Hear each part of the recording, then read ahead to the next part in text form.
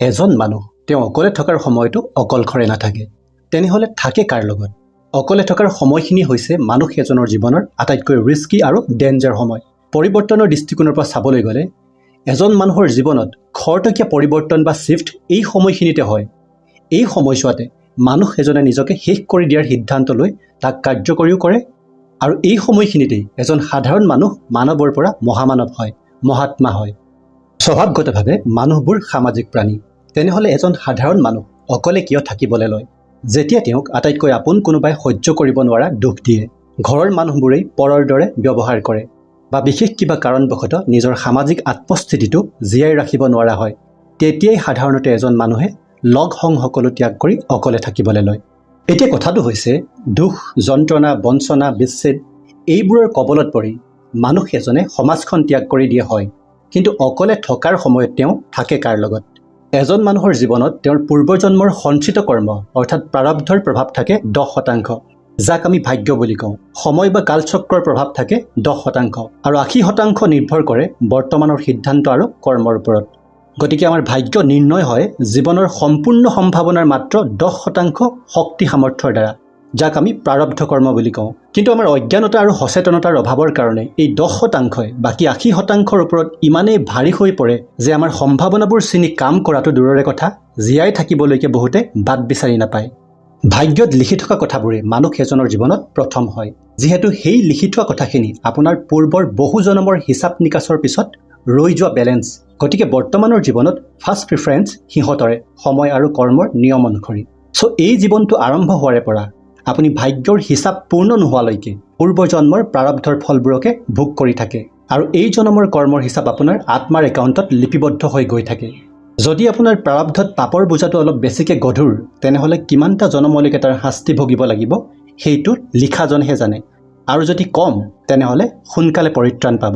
কিন্তু কথাটো হৈছে জীৱনৰ আৰম্ভণিৰে পৰা যেতিয়া মানুহ এজনে অশেষ শ্ৰম আৰু কষ্ট স্বীকাৰ কৰাৰ পিছতো প্ৰাৰব্ধৰ প্ৰভাৱৰ কাৰণে কেৱল দুখ আৰু কষ্টই ভুগিব লগা হয়, তেতিয়া তেওঁ সকলো ভাগ্যৰ খেলা বুলি ভাবি অৱশ হৈ পৰে, ভাল কাম কৰিবলৈ মন নকৰে।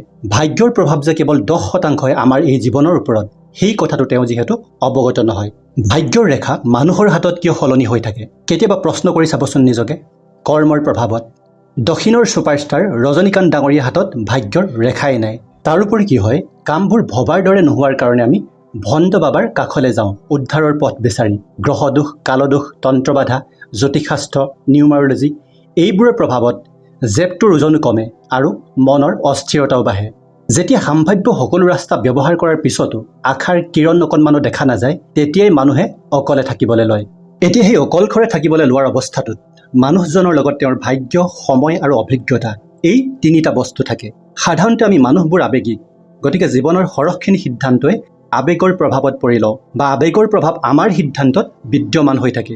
এই ক্ষেত্ৰতো মানুহ এজনে তেওঁৰ জীৱনৰ অতীতটোলৈ ঘূৰি চাই বাৰে বাৰে যেতিয়া দুখবোৰকে দেখা পায়, নিজৰ ব্যৰ্থতাবোৰকে লগত পায়, তেতিয়া মানসিকভাৱে ফ্ৰাষ্ট্ৰেটেড হৈ তেওঁ আত্মগ্লানিত ভোগে। ফ্ৰাষ্ট্ৰেশ্যন আৰু আত্মগ্লানিত ভুগি থকা মানুহ এজনৰ কনচিয়াছনেছ হকিন্সৰ কনচিয়াছনেছ কেলিব্ৰেশ্যন টুল অনুসৰি 20ৰ পৰা 175ৰ ভিতৰত থাকে। যেতিয়া মানুহ এজনৰ কনচিয়াছনেছ 100ৰ তলত হয়, তেতিয়া ইজিলি নিগেটিভ এনজাইটি আহি তেওঁক গ্ৰাস কৰি ল'ব পাৰে। আত্মগ্লানি আৰু লজ্জাত ভোগা মানুহ এজনৰ কনচিয়াছনেছ লেভেল 20ৰ পৰা 30ৰ ভিতৰত থাকে, যিটো ইজিলি হান কৰিব পৰা এটা টাৰ্গেট হয় নিগেটিভ এনজাইটিৰ বাবে। সেইকাৰণে অকলে থাকি আত্মগ্লানিত ভোগা সৰহখিনি মানুহেই জীৱনৰ আটাইতকৈ চূড়ান্ত বেয়া পথটোকে বাছি লয়। কিন্তু জীৱনত হাৰ নমনা মানুহৰ ক্ষেত্ৰত পিকচাৰখন অলপ বেলেগ হয়। তেওঁ অকলে থকাৰ সময়ত জীৱনত কৰি অহা ভুলবোৰৰ বাবে নিজকে ক্ষমা কৰি পুনৰ নতুনকৈ জীৱনটো আৰম্ভ কৰিবৰ কাৰণে সংকল্পবদ্ধ হয়। বহুতে এই সময়ত প্ৰাৰ্থনা কৰে, মেডিটেশ্যন কৰে, মন্ত্ৰ জাপ কৰে, ভাল কিতাপ পঢ়ে, এক্সাৰচাইজ কৰে। এই সুমতিকণো ভগৱানে দিয়ে। বিশেষকৈ যিজনে নিজৰ ভুলৰ বাবে বা যন্ত্ৰণাৰ বাবে আনক দোষাৰোপ কৰাৰ পৰিৱৰ্তে মোৰ জীৱনৰ বাবে মই ৰেছপঞ্চিবল বুলি ভাবি সকলোবোৰ একচেপ্ট কৰি লয়, সেই সৎ সাহসকণৰ বাবে ভগৱানে এই সুমতিটো দিয়ে, যাতে একেবাৰে বেয়া চিটুৱেশ্যন এটাতো তেওঁ জীৱনৰ পক্ষে সিদ্ধান্ত এটা লৈ আগুৱাই যাব পাৰে। এইখিনিতে মন কৰিব লগা কথাটো হৈছে যে হকিন্সৰ কনচিয়াছনেছ টুল অনুসৰি জীৱনত হৈ যোৱা যিকোনো এটা নহ'ব লগা পৰিস্থিতিৰ বাবে দায়িত্বভাৰ গ্ৰহণ কৰা, মানে একচেপ্ট কৰি লোৱা মানুহ এজনৰ কনচিয়াছনেছ লেভেলটো 350 হয়, যিটো নৰ্মেল জোনতকৈও অৰ্থাৎ 250তকৈও ওপৰত। নিজকে ক্ষমা কৰাৰ লগে লগে ক্ষমা কৰাৰ যিটো ডেপ্থ হয়, মানে গভীৰতাৰ ওপৰত ভিত্তি কৰি এই কনচিয়াছ লেভেলটো 350ৰ পৰা 500লৈ আপগ্ৰেড হয়। যদি গ্ৰেটিটিউডৰ অনুশীলন কৰে মানে ধন্যবাদ প্ৰদান কৰে ঈশ্বৰকে হওক বা নিজকে হওক বা অন্য মানুহক, এই ক্ষেত্ৰত এই ৰেঞ্জটো 500ৰ পৰা 540ৰ ভিতৰত থাকে আৰু প্ৰাৰ্থনা কৰিবলৈ আৰম্ভ কৰাৰ লগে লগে 540ৰ পৰা 600ৰ ওপৰত থাকে ইণ্টেনশ্যন আৰু গভীৰতাৰ ওপৰত ভিত্তি কৰি। 500 ৰেঞ্জৰ ওপৰত নৰ্মেলি এজন মানুহে ইচ্ছা কৰিলে ডিভাইন এনাৰ্জি ইজিলি এক্সেছ কৰিব পাৰে, কিন্তু ইণ্টেনশ্যন মেটাৰ কৰে। এনাৰ্জিয়ে সদায় ইণ্টেনশ্যন ফ'ল' কৰে, সেয়া লাগিলে পজিটিভ এনাৰ্জি হওক বা নিগেটিভ এনাৰ্জি। এতিয়া যিহেতু আপুনি বুজি পালে যে অকলে থকা ব্যক্তি এজন কেতিয়াও অকলশৰে নাথাকে, হয় তেওঁ অভিজ্ঞতাবোৰ অভিশাপৰূপে গ্ৰহণ কৰি আত্মগ্লানিত নিগেটিভিটিৰ সৈতে সময় কটায়, নহয় তেওঁ দায়িত্বভাৰ গ্ৰহণ কৰি নিজকে ক্ষমা কৰাৰ দ্বাৰা আত্ম উত্তৰণৰ চেষ্টা কৰে। আপোনাৰ জীৱনত পৰা ভাগ্য আৰু কালৰ এই 20% প্ৰভাৱৰ বেয়াবোৰ যদি একেবাৰে নাশ কৰিব বিচাৰে তেনেহ'লে কি কৰিব লাগিব? ধৰি লওক আপুনি বৰ দুৰ্বল মানুহ, এলেহুৱা স্বভাৱৰ, তেতিয়া 12 বছৰ সময় পৰ্যন্ত আপুনি প্ৰতিদিনে 1 মালাকে অৰ্থাৎ 108 বাৰকে গায়ত্ৰী মহামন্ত্ৰ জপ কৰক। 12 বছৰৰ ভিতৰত আপোনাৰ ভাগ্য দোষ, কালদোষ, গ্ৰহ দোষ, সকলো দোষ সমূলি নাইকিয়া হৈ পৰিব। আৰু আপুনি যদি এজন এক্টিভ মানুহ হয় তেনেহ'লে যিমান কম দিনত পাৰে 1 কোটি গায়ত্ৰী মহামন্ত্ৰৰ জপৰ অনুষ্ঠান সম্পন্ন কৰক। এই অনুষ্ঠানৰ দ্বাৰা কেৱল দুখ খণ্ডনেই যে হ'ব তেনে নহয়, আপোনাৰ উন্নতি আৰু যশ একে সময়তে চৌদিশে বিয়পিব। বলিউডৰ এসময়ৰ জনপ্ৰিয় তাৰকা গোবিন্দাই 36 লাখৰ গায়ত্ৰী মহামন্ত্ৰৰ জপৰ অনুষ্ঠান কৰাৰ পিছতহে তেওঁৰ উন্নতি হৈছিল। দেৱত্বৰ সান্নিধ্যতহে মানুহৰ কৰ্মদোষ, কালদোষ, ভাগ্যদোষ, গ্ৰহদোষ এই সকলোবোৰৰ দহন হয়। ভিডিঅ'টো চাই কেনে পালে আপোনাৰ অনুভৱবোৰ কমেণ্ট কৰি জনাব।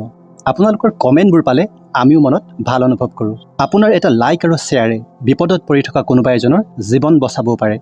গতিকে ভাল কাম কৰাৰ পৰা বিৰত নাথাকিব, যিহেতু আপোনাৰ সৎ কৰ্ম কেতিয়াও অথলে নাযায়।